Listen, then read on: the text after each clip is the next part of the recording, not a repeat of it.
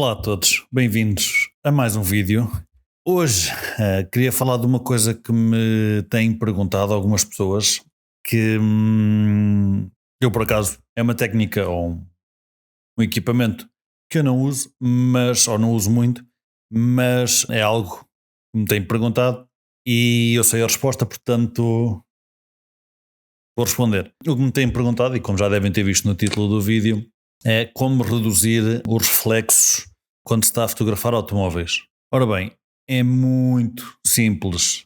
Basta vocês comprarem um CPL, que é um polarizador, não é? Um filtro polarizador. CPL quer dizer Circular Polarizer Linear, ou Polarizer barra Linear, e basicamente o que é um filtro que vocês metem na vossa lente e ao rodarem, daí o circular, vocês vão vendo diferenças na imagem. E que diferenças são essas? Começando pela que me perguntaram, e eu já vou dizer as outras também, é remover reflexos, especialmente de vidro, e não só.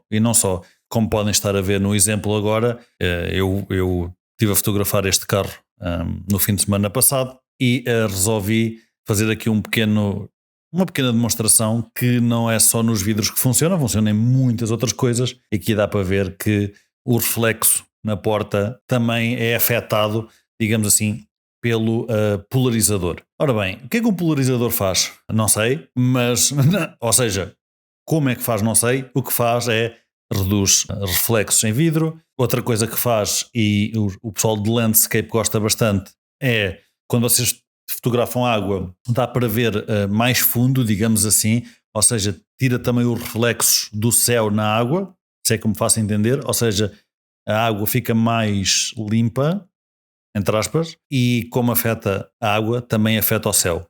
Pronto. Se vocês virem, ou melhor, se vocês usarem um filtro polarizador, ao rodarem, não é? É sempre ao rodarem que vão vendo as diferenças, vão notar que em certas posições o vosso céu vai estar mais escuro e talvez mais definido. Mais definido no sentido de estar para ver se calhar mais nuvens, ou por isso há muita gente que gosta de usar quando estão a fotografar landscapes, porque dá para puxar pelo céu sem escurecer o resto, digamos assim, do vosso cenário, não é? Da vossa composição. Também, assim, pela minha experiência, nem sempre, depende do filtro, mas por norma também melhoram ou fazem um enhance às cores da vossa fotografia, sem mudarem absolutamente setting nenhum. Isto é ter filtro ou não filtro, é só isto que eu estou a falar. Agora, assim, isto são as coisas boas do filtro polarizador. E agora, as más. Uma coisa que eu noto, ou uma coisa que me fez deixar de usar o filtro foi, eu não acho que seja assim tão interessante fotos sem reflexo. Ponto final, parágrafo. Obviamente que se, imaginando, vocês estão a fotografar uma prova, uma competição, e as pessoas estão por trás de vidro, por exemplo, pilotos, e vocês querem apanhar o piloto e não propriamente a ação, digamos assim, ou seja, o foco naquela foto é o piloto, ok, têm que usar um polarizador, porque senão esqueçam lá isso. Mas eu diria que se não for obrigatório, eu não uso nunca, tanto que eu até há bem pouco tempo nem sabia onde é que ele andava. Portanto, é isso. Alguns filtros também metem os cantos escuros, escurecem um bocadinho os cantos da fotografia. É fácil de corrigir, mas é annoying. Portanto, é uma coisa contra. Se quiserem reflexos na água, obviamente não podem ou não convém, não é? Disparar com o polarizador. De noite, esqueçam isso. O polarizador come sempre ali alguma luz, portanto, não vale a pena. Se quiserem tirar fotografias ao arco-íris, esqueçam isso. E depois uma coisa que me chateia, e eu vou-vos mostrar aqui um exemplo muito prático, é, se vocês forem como eu, como podem ver aqui, se vocês forem como eu e têm 50 lentes, estou a brincar, mas têm uma porrada de lentes e utilizam-nas todas, eu ando sempre para aí com 7 lentes atrás e utilizo normalmente 5, há ali duas que vão passear. É uma chatice, a menos que tenham todas o mesmo diâmetro, não é, de lente, que não têm. Não tenho duas lentes repetidas com o mesmo diâmetro, portanto é uma chatice. Vocês ou compram um polarizador para cada lente, e isso para mim acho que sai caro, acho que não é interessante de todo, ou compram step-up rings, como eu fiz. Melhora um bocadinho a situação, porque depois, não é? Uma pessoa compra um polarizador, neste caso 82mm, e depois compra step-up rings até aos 82mm. Ou seja, estes vão do 49 mais o mais pequenino até ao 82 o maior. E o que é que isso quer dizer? Que eu numa lente pequenina de 49mm de diâmetro posso encaixar um filtro de 82. Se isso se vai ver na imagem, não vai ver na imagem, pelo menos na imagem das minhas lentes. Se for uma wide angle, também não aconselho a usar o filtro. Portanto, pronto.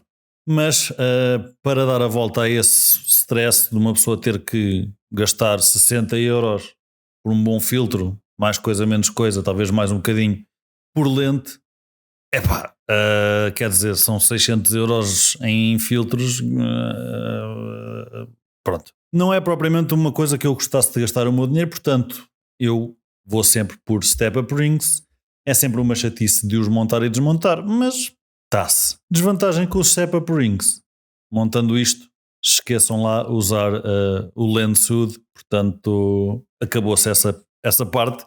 Usam o filtro e é se querem. E depois outro contra, que eu concordo plenamente, que uma pessoa profissional, bem melhor fotógrafo que eu, uma vez me disse, foi que as lentes são desenhadas para usar o vidro que trazem. Ou seja, uma lente é desenhada com a lente em mente. Qualquer coisa de vidro que vocês ponham à frente, em teoria, estão a denegrir, nem que seja um bocadinho a imagem. Portanto, a menos que seja essencial não ter os reflexos, eu fotografo sempre sem o filtro. Antes usava filtros ND 0, basicamente, que não punham nem tiravam coisa nenhuma, era só basicamente para proteger a lente de levar com uma pedrada ou uma coisa do género.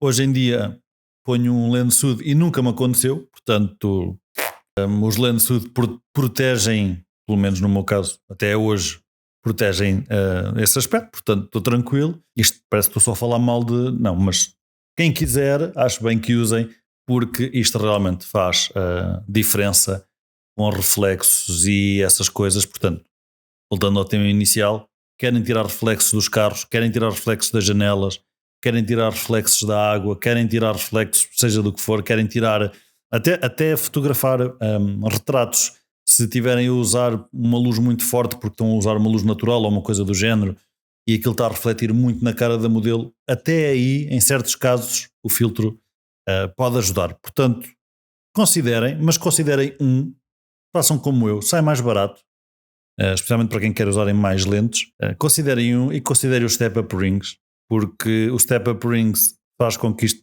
se possa montar em todas as lentes, ou todas as lentes, neste caso a partir de 49mm, e basicamente os step-up rings custam 10, 15€ e o filtro, os tais 60 ou whatever vocês queiram pagar. Há filtros mais baratos, há filtros mais caros, há filtros que funcionam melhor, há filtros que funcionam pior, é sempre assim a história, não é? Portanto, tem a sua lógica. Mas pronto, é assim que se remove o reflexo dos carros. Pessoalmente é uma coisa que eu... só quando tem que se ver mesmo as pessoas lá dentro, de resto, not my thing. Respeito quem use, cada um gosta do que gosta, portanto, se é isso que vocês estão à procura, CPL Filter, Amazon, qualquer loja de fotografia, encontram bem um filtro destes, portanto, é tranquilo e resolve-vos o problema. Não se esqueçam de visitar pedrotomás.pt, está lá tudo.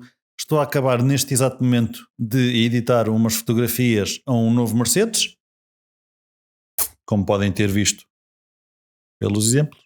Portanto, não se esqueçam de lá passar e digam-me que fotos é que foram tiradas com o filtro e que fotos é que foram tiradas sem o filtro. Está bem? Não vai acontecer, para não. Só o trabalho. Obrigado por terem visto mais um vídeo e até à próxima. Já paravam de martelar. Fogo! Parem de martelar!